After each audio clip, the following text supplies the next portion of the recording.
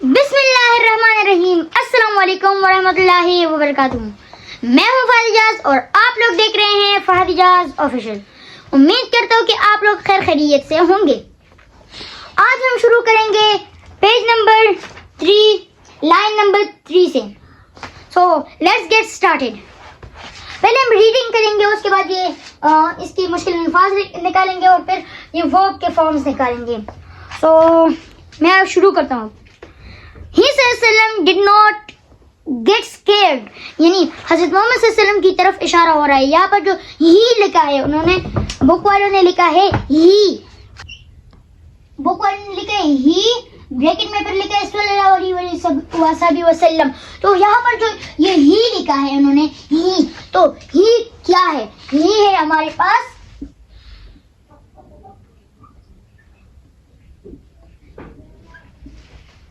Pronoun. کیا pronoun ہے ہمارے پاس ہی، کیونکہ یہ تو ورب کی جگہ وہ کیا نام ہے، ناؤن کی جگہ پر استعمال ہوا ہے۔ یہاں پر ہم ایسے بھی لکھ سکتے تھے کہ حضرت محمد صلی اللہ علیہ وسلم، ایسے بھی لکھ سکتے تھے جیسے کہ یہاں پر ہے ہی صلی اللہ علیہ وسلم ڈڈ ناٹ، تو یہاں پر لکھ سکتے تھے حضرت محمد صلی اللہ علیہ وسلم ڈڈ ناٹ گیٹ اسکیئرڈ، ایسے بھی لکھ سکتے تھے، لیکن نہیں، انہوں نے پروناؤن یوز کیا۔ تو یہ ہے اس میں پروناؤن پہلا لفظ۔ تو ہی صلی اللہ علیہ وسلم did not get scared of his enemies, یعنی حضرت محمد صلی اللہ علیہ وسلم جو ہے نا، وہ اپنے دشمنوں سے نہیں ڈرتے تھا، وہ نہیں ڈرتے تھے۔ آف ہز اینیمیز، یعنی وہ اپنے دشمنوں سے نہیں ڈرتے تھے۔ اینڈ آلویز اسپوک وٹ اللہ سبحانہ و تعالی وانٹیڈ ہم ٹو اسپیک، یعنی حضرت محمد صلی اللہ علیہ وسلم وہ بات بولا کرتے تھے جو اللہ تعالیٰ بولنا چاہتے تھے، یعنی ہمیں سمجھانا چاہتے تھے اس پر، یعنی کہ ایک اللہ کو مانو، آخری کتاب قرآن مجید ہے، ان سب کو اللہ تعالیٰ ہمیں سمجھانا چاہتا تھا، تو وہ ہمیں حضرت محمد صلی اللہ علیہ وسلم کے ذریعے سمجھا رہے ہیں۔ تو یہ جو ہے نا، یہاں پر پہلے جو ہم نے پڑھا تھا نا کہ حضرت محمد صلی اللہ علیہ وسلم آلویز اسپیک ٹروتھ، سچ بولا کرتے تھے نا، تو یہی بات ہو رہی ہے کہ وہ سچ بولا کرتے تھے، اللہ تعالیٰ جس طرح اس کو فرماتے تھے وہ وہی کہتے تھے پھر۔ تو یہاں پر یہاں تک کمپلیٹ ہو گیا اسپیک۔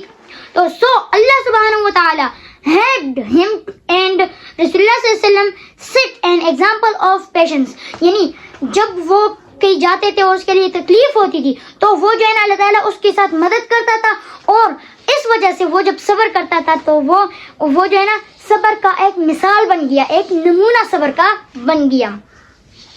اس کے بعد ہے ہمارے پاس ہی صلی اللہ علیہ وسلم، دوبارہ یہاں پر ہمارے پاس پروناؤن یوز ہوا ہے ہی صلی اللہ علیہ وسلم۔ always prayed to Allah، حضرت محمد صلی اللہ علیہ وسلم جو ہے نا انہوں نے اللہ تعالیٰ سے دعا مانگی کہ اللہ تعالیٰ to guide people towards the right path and forgive them، یعنی اللہ تعالیٰ حضرت محمد صلی اللہ علیہ وسلم نے دعا کی کہ اے اللہ تو ان لوگوں کو صحیح راستے پر لے آ جا اور ان لوگوں کو آپ معاف کروا، کیا معاف کروا۔ اس کے بعد کیا ہے، once رسول اللہ صلی اللہ علیہ وسلم، ایک دفعہ رسول اللہ صلی اللہ علیہ وسلم نے ڈیسائیڈڈ، فیصلہ کیا، to travel to city of Taif, یعنی ایک دفعہ حضرت محمد صلی اللہ علیہ وسلم نے کیا کیا، فیصلہ کیا کہ طائف کے سٹی پر چلے جائیں۔ کیوں؟ وجہ کیا ہے؟ What is the reason of this, یعنی کیوں چلے جائیں؟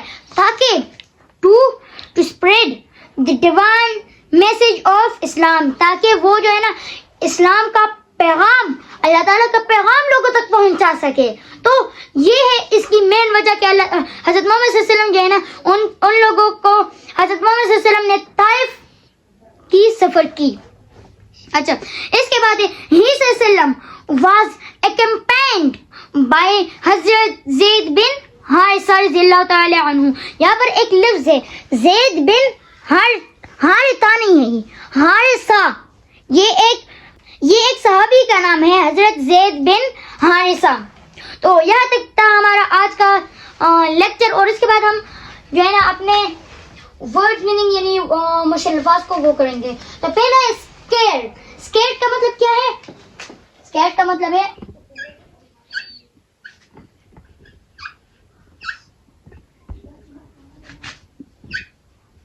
خوف زدہ ہونا۔ کیا؟ خوف زدہ ہونا، یہ میننگ ہے اس کی اسکیئرڈ کی۔ دوسرا ہے اینیمیز۔ اینیمیز دشمن، لیکن یہاں پر آپ دیکھ سکتے ہیں کہ کیا ہے, اینیمیز, ای ایس کا اضافہ ہوا ہے. کیا آئی ای ایس کا اضافہ ہوا ہے. یہ کیوں؟ کیونکہ یہ پلورل ہے, جمع ہے, تو اس وجہ سے یہ ہو گیا دشمنان.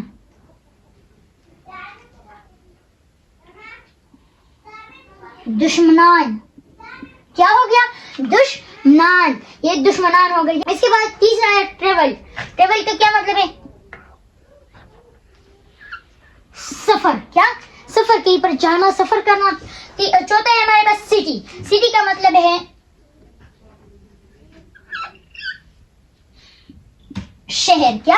شہر. جیسے کہ پشاور از سٹی, پشاور ایک سٹی ہے تو یہ شہر اس کو کہتے ہیں. میسج. میسج کا مطلب ہے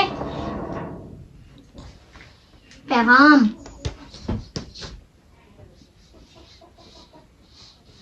پیغام. چھٹا ہے ہمارے پاس امبریس. کیا؟ قبول کرنا.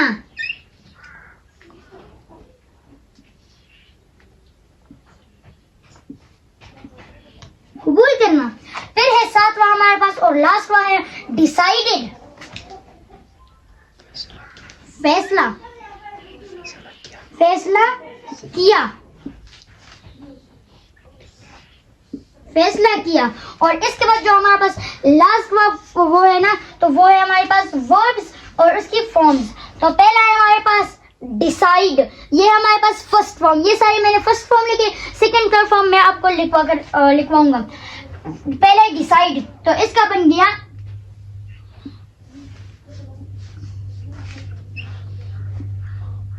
ڈیسائیڈڈ.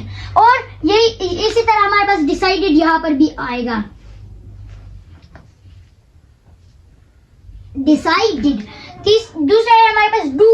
تو ڈو کا بن گیا ڈیڈ. ڈیڈ اور dead done. Do dead done. Do یہ ہمارے پاس ورب ہے. تیسرا ہے ہمارے پاس اسپیک. اسپیک کا بن گیا S.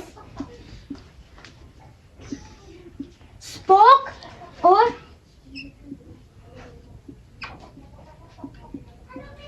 Spoken. Speak, spoke, spoken. چوتھا ہے وانٹ.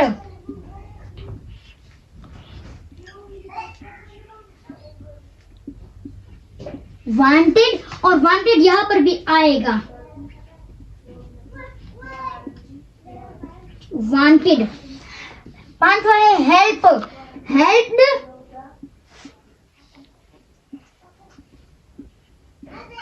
ہیلپڈ یہاں پر بھی ہیلپڈ آئے گا. چھٹا ہے ہمارے پاس اسٹے. اسٹے کا آئے گا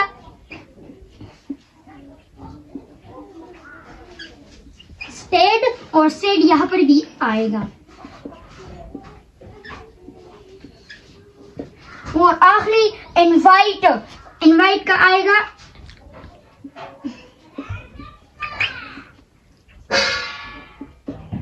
انوائٹڈ اور انوائٹڈ یہاں پر بھی آئے گا.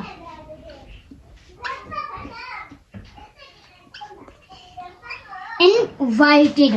تو یہ سارے جو میں نے ورڈز میں نکالے ہیں, فارمز نکالے ہیں, تو یہ سب میں کس چیز سے نکالتا ہوں؟ بک سے نکالتا ہوں, واٹس ایپ سے, کس چیز سے میں نکالتا ہوں؟ تو یہ میں کلاس 5 کی جو بک ہے نا اس سے میں نکالتا ہوں. جہاں تک میں نے پڑھایا, یہاں تک میں نے پڑھایا, یہاں سے لے کر میں نے یہاں تک آپ لوگوں کو پڑھایا ہے. تو اس سے میں نے آپ لوگوں کی ورڈز میننگ, یہ فارمز آف ورب, یہ سب میں نے نکالے ہیں. اور اگر آپ کو کوئی مسئلہ ہو اس میں, یعنی یا تو وربس کی فارم سمجھ نہیں آ رہی یا کوئی میننگ سمجھ نہیں آ رہی, تو ضرور کمنٹ کیجیے گا. اور اگر ویڈیو پسند آئی ہو تو لائک, شیئر اور سبسکرائب کرنا نہ بھولیے گا. شکریہ, والسلام.